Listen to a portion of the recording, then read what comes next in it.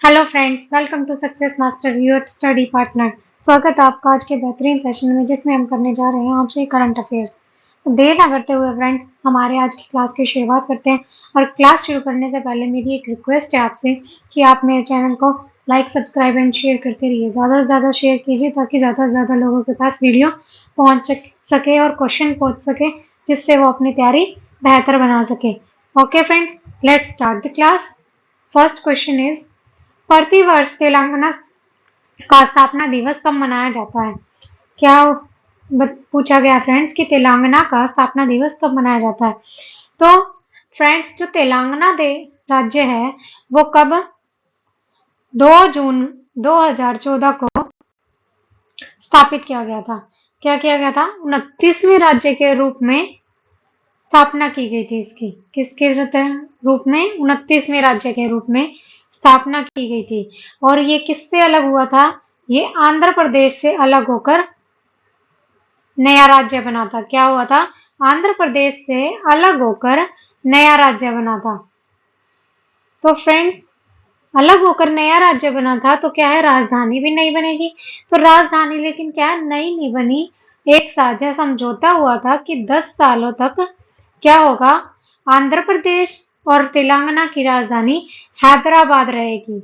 दोनों के बीच साझा रहेगा 10 सालों तक। फ्रेंड्स, ये थी आज की बात तेलंगाना को लेकर कि क्या है, तेलंगाना की स्थापना कब हुई थी? 2 जून 2014 को। किस राज्य के रूप में? 29वें राज्य के रूप में। और किससे अलग होकर हुई थी? आंध्र प्रदेश से अलग होकर नया राज्य बना था। और क्या रहा है कि 10 सालों तक हैदराबाद ही दोनों की साझा राजधानी रहेगी। क्या होगी? साझा राजधानी रहेगी 10 सालों तक। मीन्स 2014 तक सेम राजधानी रहेगी। उसके बाद फिर गवर्नमेंट सोचेगी कोई नई राजधानी बनाने की। तो answer B is correct. Okay friends, next question is, देखिए ये दिया हुआ है, Telangana state formation day 2 June. Next question is, चर्चा में रही फूलों की घाटी किस राज्य में अवस्थित है? फ्रेंड्स, फूलों की घाटी हम सबको पता है कि किस राज्य में है। फूलों की घाटी है उत्तराखंड में। और आजकल ये चर्चा में क्यों है, ये बात जानने की है। चर्चा में इसलिए है क्योंकि जो फूलों की घाटी है उसको क्या किया गया है, पर्यटकों के लिए ओपन कर दिया गया है। क्या कर दिया गया है? ओपन कर दिया गया है कि कोई भी वहां पर घूमने जा सकता है। पहले क्या था, ये चीज ओपन नहीं थी, पर्यटक वहां पर जा नहीं सकते थे। लेकिन अब क्या कर दिया है, पर्यटकों के लिए ओपन कर दी गई है। और क्या है फ्रेंड्स कि जो 1982 में है, 1982 में ये क्या है, फूलों की घाटी यूनेस्को का हिस्सा बनी थी। यूनेस्को जो वर्ल्ड हेरिटेज है उसमें शामिल की गई थी, किया गया था। इसको क्या किया गया था? शामिल किया गया था। किसमें? यूनेस्को वर्ल्ड हेरिटेज में शामिल किया गया था। Okay ma'am. और ये किसमें, यहाँ पर 2 जानवर पाए जाते हैं जो बहुत ही मशहूर हैं। वो कौन कौन से हैं? एक है कस्तूरी मृग और दूसरा है फ्रेंड्स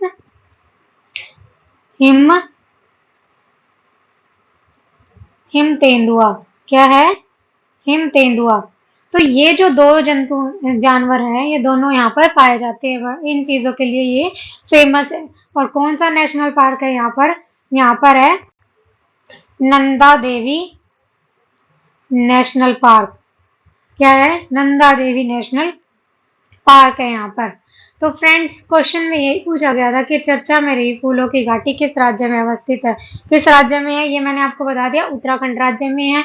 और क्यों चर्चा में है? क्योंकि पर्यटकों के लिए ओपन कर दिया गया है। 1982 में इसको वर्ल्ड हेरिटेज के रूप में शामिल किया गया था। और किस लिए मशहूर है ये? हिम तेंदुआ और कस्तूरी मृग के लिए मशहूर है। यहाँ पर कौन सी नेशनल पार्क है? नंदा देवी नेशनल पार्क है। Option C is correct. Next question is, वित्तीय वर्ष 2021-22 में भारत से वस्त्रों के शीर्ष निर्यात गंतव्य देश कौन सा है? क्या पूछा है कि टेक्सटाइल एंड अपीयरेंस एक्सपोर्ट की जो हमारा वस्त्र निर्यात है, मतलब हमारे यहाँ से जो क्लॉथ्स कपड़े हैं वो एक्सपोर्ट हो रहे हैं, उसमें सबसे ऊपर देश कौन सा है? तो फ्रेंड्स देखिए कितना एक्सपोर्ट हुआ है। टोटल एक्सपोर्ट हुआ है 44.4। और कॉटन टेक्सटाइल एक्सपोर्ट हुआ है 17.2, रेडीमेड गारमेंट्स हुए हैं 16% और मैन मेड टेक्सटाइल 6.3 और हैंडीक्राफ्ट 2.1। ये चीजें क्या थी, ये आंकड़ा था कि कितना एक्सपोर्ट हुआ है। कितना एक्सपोर्ट हुआ है, 44.4 मिलियन डॉलर, इतना एक्सपोर्ट हुआ है। यस फ्रेंड्स, सॉरी मिलियन नहीं बिलियन। 44, देखिए यहाँ पर लिखा भी हुआ डॉलर बिलियन, कितना हुआ है 44.4 बिलियन डॉलर, इतना एक्सपोर्ट हुआ है। और टोटल एक्सपोर्ट तो ये है, ये फ्रेंड्स वर्ल्ड रिकॉर्ड रहा है कि पहली बार भारत ने इतना एक्सपोर्ट किया है। और सबसे ज्यादा किस देश को किया है, सर्वाधिक निर्यात किस देश को किया है, सर्वाधिक निर्यात किया गया है अमेरिका को। किसको किया गया है, अमेरिका को। अमेरिका को कितना किया गया है, 27%, 27%। और ये पूछा जाए कि सर्वाधिक निर्यात किया गया है कपड़ों में, कौन सा सबसे ज्यादा निर्यात किया गया है, कि सर्वाधिक निर्यात किस उत्पादक का किया गया है, सर्वाधिक निर्यात किस उत्पाद का किया गया है, सबसे ज्यादा निर्यात किया गया है सूती वस्त्र का। ये कितना रहा है, 39%, 39% रहा है। तो फ्रेंड्स ये थी जानने वाली बात कि ये टोटल एक्सपोर्ट हुआ है 44.4 बिलियन डॉलर। ये क्या है, वर्ल्ड रिकॉर्ड है कि भारत ने इतना निर्यात किया है। और सर्वाधिक निर्यात किस देश को किया है, अमेरिका को किया है। कितना किया है, 27% किया है। जितने में जितना टोटल निर्यात है उसका 20% अमेरिका को किया है। और सर्वाधिक निर्यात किस उत्पाद का किया है ये पूछ लिया जाए तो हम क्या बताएंगे, सूती वस्त्र का किया गया। कितना किया गया है, 39%। तो इसमें पूछा गया था कि किससे ज्यादा भारत शीर्ष निर्यात गंतव्य देश कौन सा है, तो ये answer is America, option A is correct. Next question is 1 जून 2022 को जारी Times Higher Education Asia university ranking 2022 में कौन सा भारतीय संस्थान शीर्ष पर रहा है। तो फ्रेंड्स क्या है, टाइम्स जो है उसने एक रैंकिंग लिस्ट जारी की है। यस, कौन सी, Asia university ranking, Asia university ranking की लिस्ट जारी की है। तो इसमें कौन फर्स्ट नंबर पर रहा है, पूरे एशिया में जो फर्स्ट नंबर पर है, फर्स्ट नंबर पर है सिंघुआ यूनिवर्सिटी। ये कहाँ की यूनिवर्सिटी है, ये यूनिवर्सिटी है चीन की। कहाँ की है, चाइना की। अगर आपसे कोई पूछे एशिया में कौन सी है तो कौन सी है, सिंघुआ यूनिवर्सिटी है। और कोई पूछे भारत में कौन सी यूनिवर्सिटी है फर्स्ट नंबर पे, तो भारत में जो फर्स्ट नंबर पर है वो है इंडियन इंस्टीट्यूट ऑफ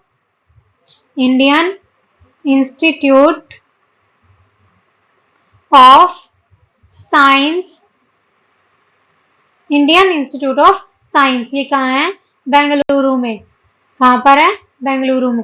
अगर आपसे पूछे एशिया में फर्स्ट कौन सी है तो ये है सिंघुआ यूनिवर्सिटी जो चाइना में है। और भारत में पूछे कि कौन सी है तो इंडियन इंस्टीट्यूट ऑफ साइंस, ये कहाँ पर है, बेंगलुरु में है, ये फर्स्ट नंबर पर है। और कोई पूछे कि भारत की यूनिवर्सिटी पूरे एशिया में कौन से नंबर पर है तो वो कौन से नंबर पर है, 42वें नंबर पर है। 42वें, कौन से नंबर पर है, 42वें, किसमें, पूरे एशिया में। ओके फ्रेंड्स, तो आंसर में यही पूछा था कि भारतीय कौन सा संस्थान शीर्ष पर रहा है, तो answer is Indian Institute of Science, Bengaluru. D option is correct. Next question is हाल ही में 59वें international conference of computer expert में टॉप 50 की लिस्ट किसे दुनिया का सबसे तेज सुपर कंप्यूटर चुना गया है। कि अभी हाल ही में क्या हुआ है, एक 59वीं मतलब 59वीं international conference of computer expert हुई है जिसमें टॉप 50 की लिस्ट निकाली गई है। टॉप 50 कंप्यूटर की सुपर कंप्यूटर की लिस्ट निकाली गई है। तो उसमें क्या पूछा है, टॉप पर कौन रहा है सबसे तेज चलने वाला कंप्यूटर। तो फ्रेंड्स जो टॉप पर रहा है वो है फ्रंटियर। तो अब आप पूछेंगे कि पहले तो फुगाको था, पर क्या है, अब अमेरिका ने एक नया कंप्यूटर, सुपर कंप्यूटर बना दिया गया है जो फुगाको से भी 2 गुना ज्यादा तेज है। तो इसलिए अब फर्स्ट नंबर पर कौन सा रहेगा, फ्रंटियर, और सेकंड नंबर पर है फुगाको। फ्रंटियर बनाया गया अमेरिका का सुपर कंप्यूटर है और फुगाको किसका है, जापान का सुपर कंप्यूटर है। और अब बात आती है कि भारत का जो सुपर कंप्यूटर है वो कौन से नंबर पर है, वो है 111वें नंबर पर। वो कौन सा है, परम सिद्धि।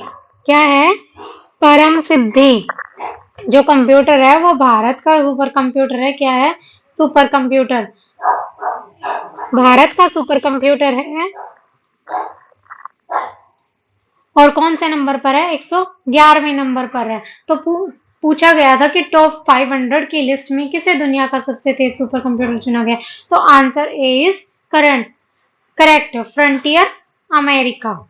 नेक्स्ट क्वेश्चन इज, हाल ही में किसे नागरिक उड्डयन सुरक्षा ब्यूरो का महानिदेशक नियुक्त किया गया है, किसे नियुक्त किया गया है, नियुक्त किया गया है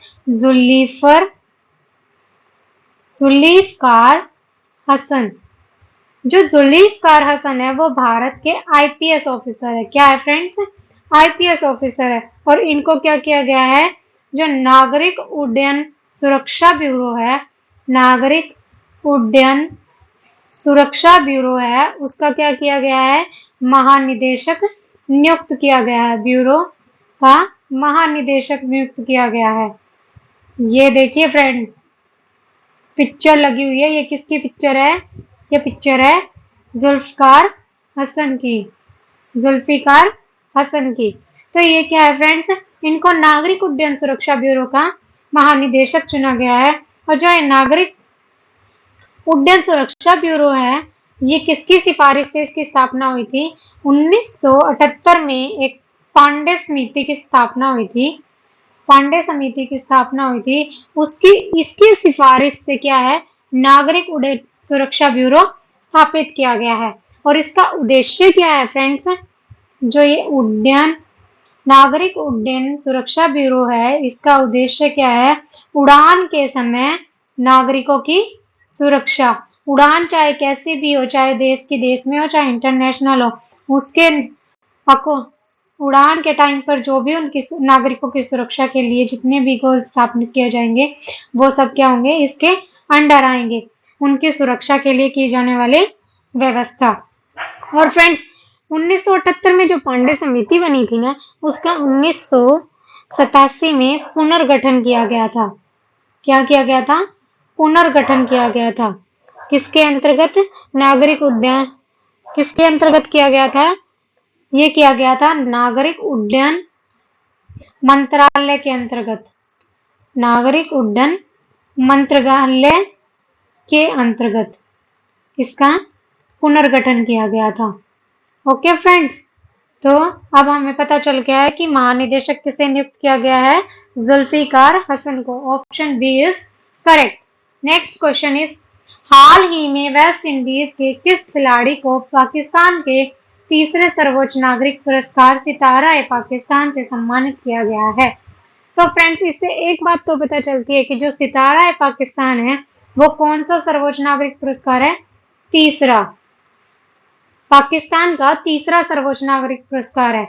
और ये किसे मिला है, देखिए यहाँ पर पिक्चर लगी हुई है, किसने टैग किया, ट्वीट किया हुआ है, there it is me collecting the सितारा-ए-पाकिस्तान award, such a proud movement. ये किसने किया है, डेरेन सेमी ने। तो इससे पता चल गया कि पाकिस्तान ने सितारा-ए-पाकिस्तान जो पुरस्कार है वो किसे दिया गया है, वो दिया गया है डेरेन सेमी को। और फ्रेंड्स जब ये तीसरे नंबर का सर्वोच्च नागरिक पुरस्कार है, तो पहले नंबर का सर्वोच्च नागरिक पुरस्कार कौन सा होगा पाकिस्तान का, ये होगा निशान-ए-पाकिस्तान, निशान-ए-पाकिस्तान। और दूसरे नंबर का जो होगा वो होगा फ्रेंड्स, वो होगा हिलाल-ए-पाकिस्तान। क्या होगा, हिलाल-ए-पाकिस्तान। ओके फ्रेंड्स, हिलाल है पाकिस्तान क्या है, सेकंड नंबर का सर्वोच्च नागरिक पुरस्कार है। फर्स्ट नंबर का निशान है पाकिस्तान, और तीसरे नंबर का हम पढ़ ही चुके हैं कौन सा, सितारा है पाकिस्तान। जो सेकंड नंबर का जो है हिलाल है पाकिस्तान, ये अवार्ड बिल गेट्स को भी दिया गया था, किसके लिए, सर्वोच्च नागरिक के लिए। ओके फ्रेंड्स, ये बात थी कुछ इस क्वेश्चन से जानने की।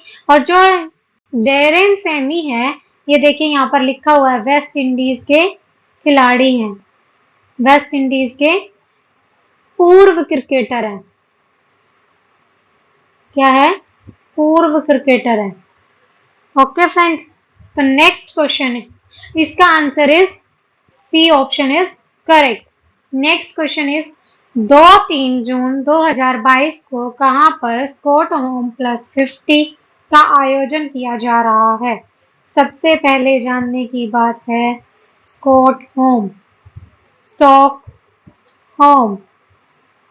स्टॉक होम की स्थापना कब की गई थी, 1972 में एक सम्मेलन किया गया था। क्या किया गया था, स्टॉक होम सम्मेलन किया गया था। और ये कहाँ हुआ था, ये स्वीडन की राजधानी स्टॉक होम में हुआ था। स्वीडन की राजधानी स्टॉक होम में हुआ था सम्मेलन। ये सम्मेलन हुआ था किस लिए किया गया, इसमें कितने देश शामिल थे, इसमें 122 देश शामिल थे, 122 देश शामिल थे। और ये किस लिए किया गया था, इसका उद्देश्य क्या है, सतत विकास का ये सबसे पहला वैश्विक सम्मेलन था। क्या था, वैश्विक सम्मेलन, पहला वैश्विक सम्मेलन था। और इसका विषय क्या रहा है फ्रेंड्स, इसका विषय रहा है only one earth, only one earth इसका विषय रहा है। क्या रहा है, विषय रहा है ओनली वन अर्थ। ये क्या है, फर्स्ट वैश्विक सम्मेलन था सतत विकास का। सतत विकास का अर्थ क्या होता है फ्रेंड्स, सतत विकास का अर्थ होता है पर्यावरण को ध्यान में रखकर विकास करना। क्या, पर्यावरण को ध्यान में रखकर विकास करना, कि पर्यावरण को कोई हानि ना पहुंचे, इस चीज का ध्यान रखकर हमारे देश, राज्य, देश का विकास किया जाए, कि एनवायरमेंट हार्म ना हो, बिल्कुल भी जैसा है सही रहे, उसको कोई हानि ना पहुंचे। तो ये क्या है, स्कॉट होम में सम्मेलन हुआ था। कब हुआ था, 1972 में हुआ था। और कहाँ हुआ था, स्वीडन की राजधानी स्टॉकहोम में हुआ था। कितने देश शामिल थे, 122 देश शामिल थे। क्या हुआ था, ये सतत विकास का फर्स्ट वैश्विक सम्मेलन है। और इसका विषय क्या है, ओनली वन अर्थ, की सिर्फ एक अर्थ हो। और सतत विकास का अर्थ क्या होगा, पर्यावरण को ध्यान में रखकर विकास करना, ये इसका जो लक्ष्य है।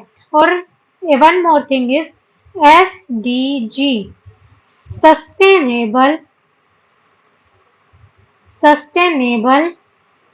Development goal. ये क्या है, इनके द्वारा कुछ डेवलपमेंट गोल बनाए गए थे। कितने गोल, कब से कब तक के लिए बनाए गए हैं, ये 2015 से 2030 तक के गोल बनाए गए हैं। और कितने गोल निर्धारित किए गए हैं, 17 गोल्स निर्धारित किए गए हैं, कि ये गोल्स हमें पूरे करने हैं, इसके अंडर बनाए गए हैं। और अभी आप सोचेंगे कि 1972 के सम्मेलन की बात मैं अभी क्यों कर रही हूँ, तो फ्रेंड्स ये इसलिए कर रही हूँ क्योंकि 1972 में जो सम्मेलन हुआ था उसको अब क्या है, 50 साल पूरे हो गए हैं। क्या हो गया है, 50 साल पूरे हो चुके हैं। इसलिए अब क्या किया जा रहा है, स्टॉकहोम का आयोजन किया जा रहा है। यही पूछा गया है कि स्टॉकहोम का आयोजन कहाँ किया जा रहा है, तो स्वीडन में किया जा रहा है। Option D is correct. Next question is, अक्सर राष्ट्रीय समाचार पत्रों की सुर्खियों में रहने वाला शब्द हिमार्स किसे निरूपित करता है। देखिए यहाँ आइए, US sending medium range rocket system to Ukraine, कि यूएस जो है वो क्या करने वाला है, यूक्रेन को medium range rocket system send करने वाला है। तो यहाँ दिया हुआ हिमार्स। हिमार्स क्या है friends, high mobility artillery rocket system है। हिमार्स क्या, यूएस क्या कर रहा है, यूक्रेन को रॉकेट सिस्टम दे रहा है, कि हम तुम्हें रॉकेट सिस्टम दे रहे हैं, तुम लड़ते रहो, अपनी लड़ाई करते रहो, हम तुम्हें वेपन्स दे रहे हैं, तुम उनसे अपनी लड़ाई लड़ते रहो। तो ये रॉकेट सिस्टम है। ये रॉकेट सिस्टम क्या है, ट्रक पर है, माउंटेड ऑन ट्रक, और क्या है, 6 रॉकेट्स कैरी कर सकता है। और इसकी रेंज क्या है फ्रेंड्स, 45 माइल्स या फिर 80 किलोमीटर, ये इसकी रेंज है जो रॉकेट सिस्टम है। और हिमरास क्या है, rocket launch system, rocket launch system है। ये कोई रॉकेट नहीं है फ्रेंड्स, ना ही कोई मिसाइल है, ना तो ये रॉकेट है, रॉकेट नहीं है, ना कोई मिसाइल है। ये क्या है, रॉकेट लॉन्चिंग सिस्टम है। क्या है, रॉकेट लॉन्च सिस्टम है।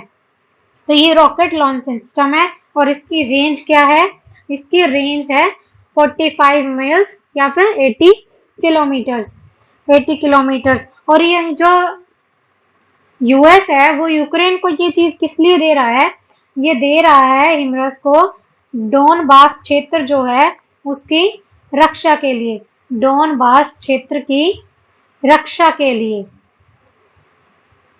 अब फ्रेंड देखिए यूएस कितना समझदार है, अभी रॉकेट सिस्टम दे रहा है, फिर कहेगा रॉकेट सिस्टम बिना रॉकेट के तो काम कर है नहीं, फिर रॉकेट बेचेगा, अपना क्या है, प्रॉफिट ही प्रॉफिट कमा रहा है। यस, हिमरस की डेफिनेट फुल फॉर्म यहाँ से लिख लीजिएगा, क्या है, high mobility artillery rocket system, ये इसकी फुल फॉर्म है। ओके फ्रेंड्स, तो answer is rocket launch system, A option is correct. Next question is, हाल ही में भारतीय निर्यातकों और विदेशी क्रेताओं के लिए अंतरराष्ट्रीय व्यापार के केंद्र के रूप में किस पोर्टल का शुभारंभ किया गया है। तो क्या कहा है फ्रेंड्स, जो भारतीय निर्यातक हैं और जो विदेशी क्रेता हैं, मतलब यहाँ से जो एक्सपोर्ट करते हैं और वहां से जो खरीदने वाले हैं फॉरेन कंट्री से, तो उनके लिए क्या है, एक अंतरराष्ट्रीय व्यापार के केंद्र के रूप में एक पोर्टल का शुभारंभ किया गया। किस लिए किया गया है, ताकि फ्रेंड्स बिजनेसमैन टू बिजनेसमैन काम किया जा सके, कोई बीच में ऐसा ना हो जो अपना प्रॉफिट कमाए, डायरेक्ट बिजनेस किया जा सके। तो अंतरराष्ट्रीय व्यापार केंद्र स्थापित किया गया है। कौन सा पोर्टल बनाया गया है, पोर्टल बनाया गया है भारतीय व्यापार पोर्टल। क्या पोर्टल बनाया गया है, भारतीय व्यापार पोर्टल। ये पोर्टल बनाया गया है और ये किसके द्वारा बनाया गया है, शुरू किया गया है, ये शुरू किया गया है वाणिज्य और उद्योग मंत्रालय द्वारा। किसके द्वारा, वाणिज्य और उद्योग मंत्रालय द्वारा क्या किया गया है, इसको शुरू किया गया है। ओके, और कहाँ पर शुरू किया गया है भारतीय व्यापार पोर्टल को, नई दिल्ली में शुरू किया गया है। कहाँ पर शुरू किया गया फ्रेंड्स, नई दिल्ली में शुरू किया गया है। और किस लिए शुरू किया गया ये मैंने आपको बता दिया गया है कि जो भारतीय निर्यातक हैं और जो विदेशी क्रेताएं हैं उनके लिए अंतर्राष्ट्रीय केंद्र स्थापित करने के लिए इसकी शुरुआत की गई है। और जो वाणिज्य उद्योग मंत्रालय है, इसके मंत्री कौन है फिलहाल में, इसके मंत्री है पीयूष गोयल।